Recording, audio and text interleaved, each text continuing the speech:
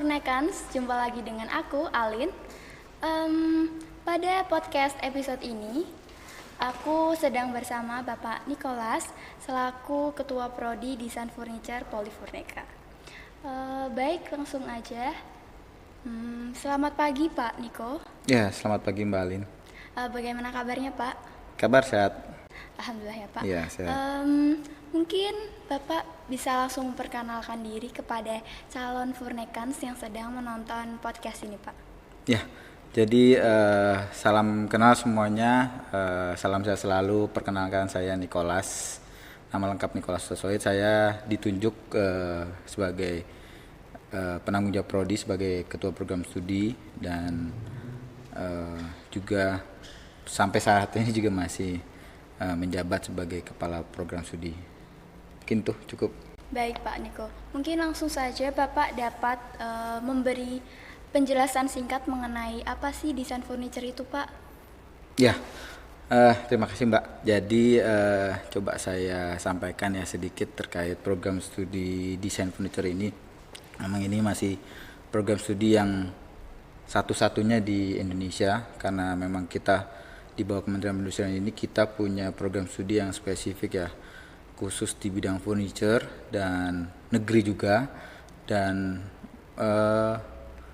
apa yang dikerjakan oleh mahasiswa ataupun dikerjakan oleh dosen-dosen di sini ini fokusnya memang ke membuat desain ataupun membuat gambar-gambar yang tujuannya ini nanti menghasilkan suatu produk furniture yang bisa dibilang mengikuti tren, dan juga harapannya juga bisa memberikan tren tersendiri buat masyarakat seperti itu. Nanti bisa diberikan juga oleh mahasiswanya ataupun oleh dosennya seperti itu. Lalu keunggulan dari prodi desain furniture Polifurneka ini daripada desain-desain yang lain itu apa sih Pak? Ya, mirip tadi dengan yang tadi saya sampaikan, memang karena kita masih satu-satunya dan di Indonesia, jadi produknya kita itu berupa gambar-gambar yang memang dibuat oleh mahasiswa ataupun dari dosennya dan juga lulusan-lulusan yang sudah bekerja. Ini membuat desain yang bisa dibilang kekinian juga, yang mengikuti tren, dan tentunya juga sudah hasil kalau dari mahasiswa yang sudah magang mungkin ya, dia sudah berdiskusi dengan industri, jadi membuat desain yang memang sesuai dengan kebutuhan industri dan laku di pasaran seperti itu. Jadi selain juga memang kita memiliki fasilitas yang kalau dibilang unggul, mungkin memang karena prodi desain memiliki minimal ya mungkin ya fasilitas yang mumpuni ya, terutama untuk membuat gambar itu kita punya lab gambar khusus yang memang speknya tinggi untuk membuat desain seperti itu. Lalu saya ini kan sebagai mahasiswa siswa manajemen bisnis industri furniture, saya penasaran apa sih yang dipelajari oleh prodi desain furniture itu Pak? Ya, jadi yang memang dipelajari teman-teman ini ya, teman-teman mahasiswa itu, kita mungkin tahu ya terkait nyaman itu seperti apa, dan itu bisa kita terapkan biasanya di kursi atau kita yang benda-benda yang kita pakai ya. Nah, benda-benda ini kita bisa membuat desain yang sesuai dengan kebutuhan dari penggunanya. Jadi kita buat desain contoh kursi yang nyaman, dan kita harus mempertimbangkan misalnya tinggi kursi ataupun kemiringan sandaran. Itu ada mata kuliahnya namanya ergonomi. Terus kita juga belajar tentang konstruksi, kita juga belajar tentang dasar-dasar menggambar, terus sampai dengan membuat 3D-nya, bahkan sampai animasinya juga gitu. Jadi sedikit banyak juga kita belajar ada tentang mesin-mesin ya, mesin-mesin produksi itu juga disampaikan kepada mahasiswa sebagai bekalnya juga nanti untuk di magang, karena dalam mendesain juga kita harus mempertimbangkan mesin-mesin yang ada, dan juga untuk penjualan sebenarnya apa ya, teknik-teknik ataupun bagaimana menghitung biaya ataupun kebutuhan bahan itu juga disampaikan di perkuliahan.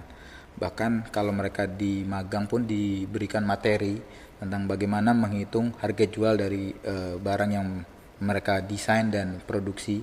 Nanti harganya menjadi berapa itu mereka juga diajari dari hasil magang tersebut. Gitu. Mungkin itu, Mbak. Baik Pak. Lalu mengenai integrasi prodi, apakah benar di prodi desain furniture ini akan terintegrasi dengan prodi-prodi yang lain seperti manajemen dan teknik Pak? Apakah mereka akan mempelajari matkul-matkul mereka juga atau bagaimana Pak? Ya.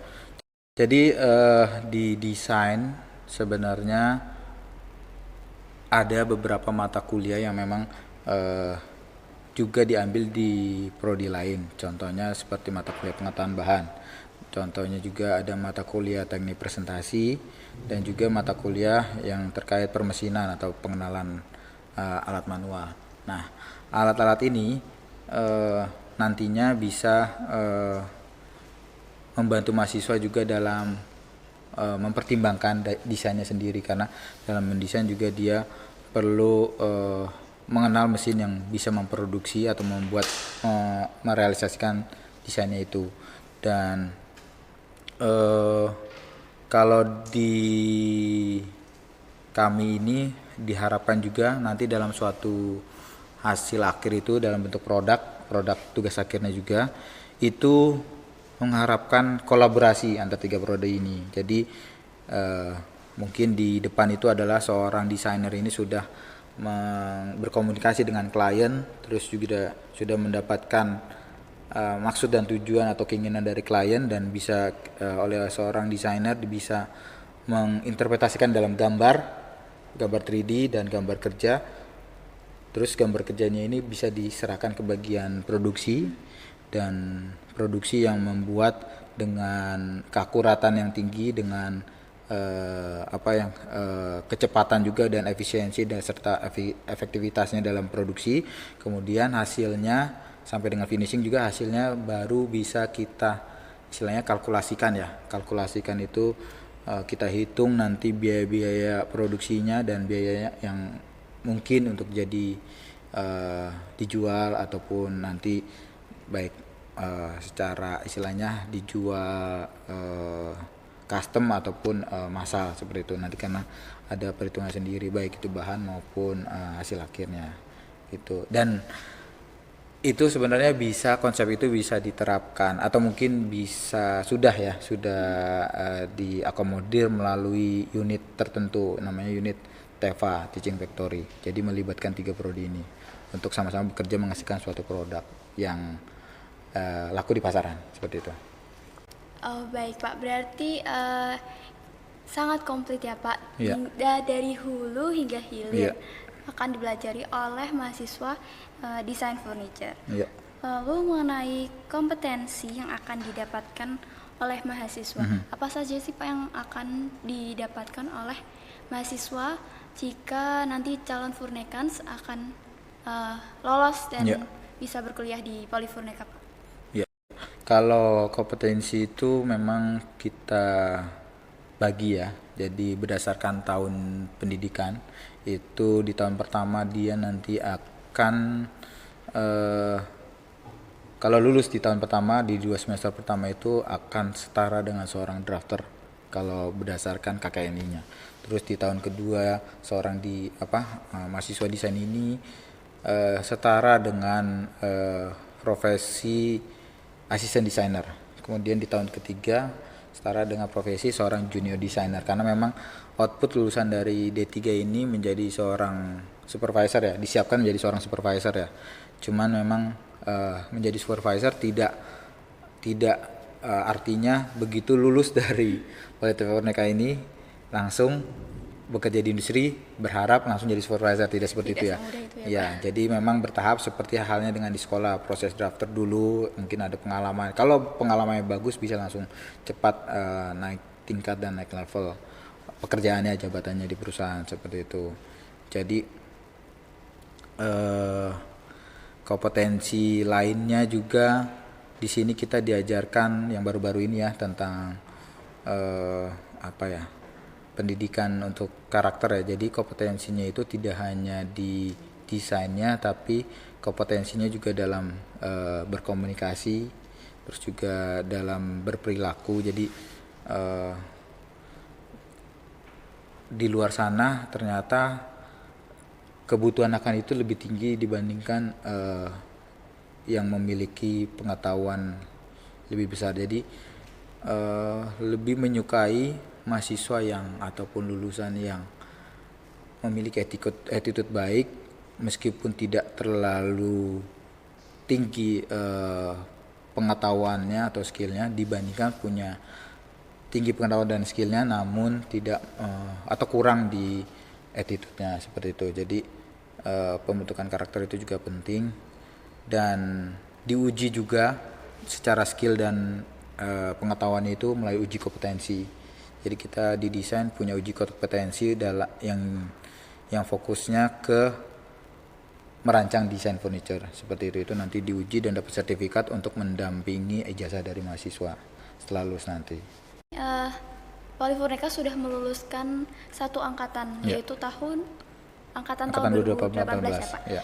Nah, bagaimana output dari lulusan angkatan 2018 dari desain furniture itu sendiri? Apakah sudah terserap di industri sendiri Pak? Ya, jadi saya sampaikan juga update-nya. Sebelum lulus mereka sudah terserap hampir 85% sebelum lulus sudah terserap, dan saat selesai mereka wisuda kami mendapatkan konfirmasi bahwa hampir 100% lah, atau hanya 1 dari 87 yang lulus itu belum mendapat pekerjaan. Artinya 97 lebih lah persen itu sudah diterima bekerja di perusahaan di industri furniture, seperti itu. Untuk desain sendiri, kalau hasil saya juga melihat dari data-data mahasiswa itu beberapa memang seperti yang saya bilang tadi tidak langsung supervisor, tapi ada sebagian besar itu yang bekerjanya di area drafter sesuai bidangnya, dan ada juga yang bekerja untuk menambah wawasannya, dan juga mungkin karena passionnya juga ada di bagian area QC, dan juga ada yang berminat untuk berwirausaha, bahkan juga ada yang menjadi asisten dosen, seperti itu. Mungkin untuk calon Furnekans yang masih bingung atau masih kurang yakin, mengapa nih Pak harus memilih Polifurnica Pak? Ya, mengapa ya harus memilih Polifurnica? Saya sangat mengharapkan sekali ya teman-teman ini calon-calon penerus bangsa juga, kita sama-sama mendukung istilahnya upaya-upaya pemerintah ya, karena saat ini memang furniture itu sedang berkembang, dan begitu juga dengan pernah disampaikan oleh Bapak Jokowi bahwa kita perlu mengembangkan di area furniture juga, di industri furniture. Dan karena kita masih menjadi satu-satunya politeknik ataupun institusi pendidikan yang menghasilkan SDM, sumber daya manusia industri, jadi itu menjadi kesempatan yang besar, karena juga selain satu-satunya, dan kita juga satu-satunya juga politeknik furniture yang negeri. Sebenarnya memang ada politeknik lainnya kita di sekitar kita ini di Semarang yang memang bergerak di furniture, dan dengan adanya satu-satunya ini dan juga kita negeri, itu menjadikan istilahnya pilihan untuk juga teman-teman, karena mungkin juga ada yang pertimbangkan lebih memilih negeri atau swasta, tapi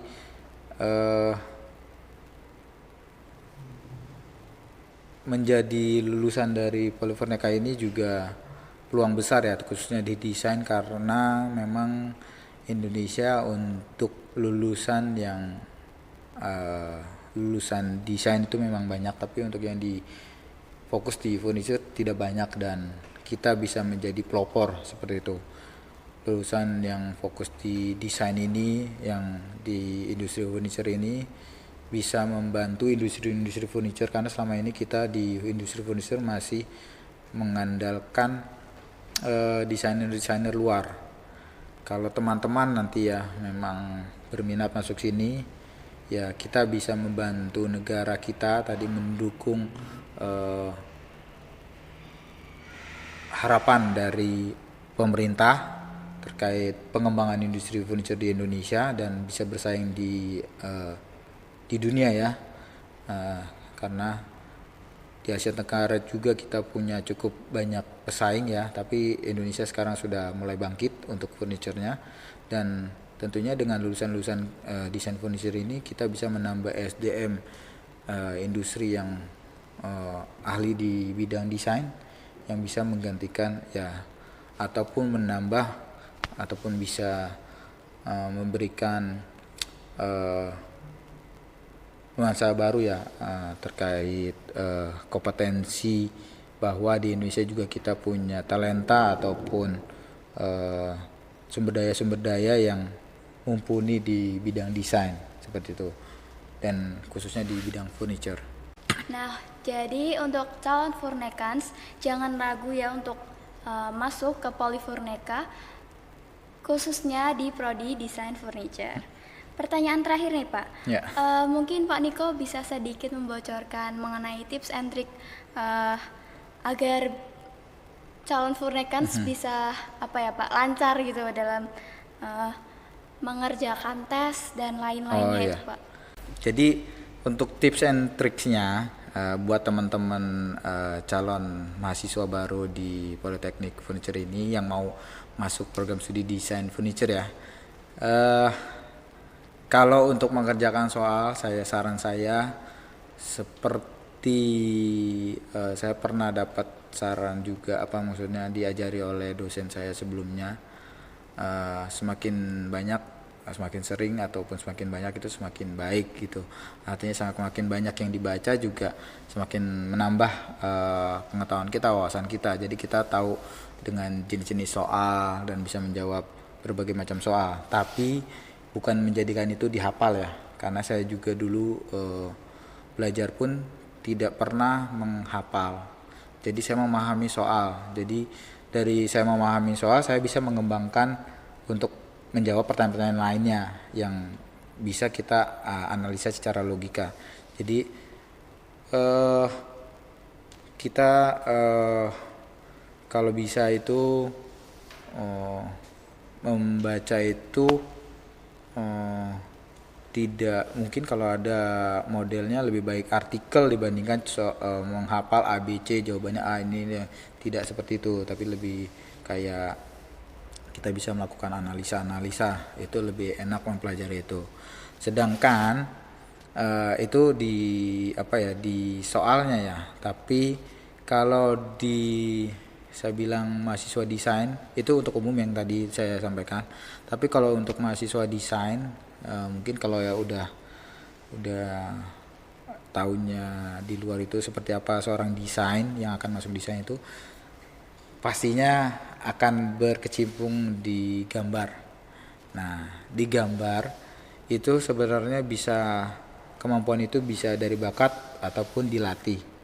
Jadi kalau dari saya memang gambar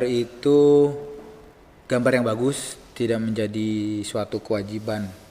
Yang penting sekali lagi memahami pertanyaan. Contoh kemarin saya sempat yang awal-awal dulu sekali, contoh itu pertanyaan sederhana membuat balok kayu. Nah, itu tinggal memahami aja, membayangkan balok kayu itu sebenarnya, gambarkan aja gitu, gak harus bagus, yang penting itu bisa mendefinisikan balok kayu itu. Karena kemarin meskipun gambar balok kayu pun masih ada yang salah gitu, artinya kan dia tidak memahami soal, ataupun apa dia mungkin tidak pernah melihat balok kayu, ataupun tidak bisa membayangkan balok kayu.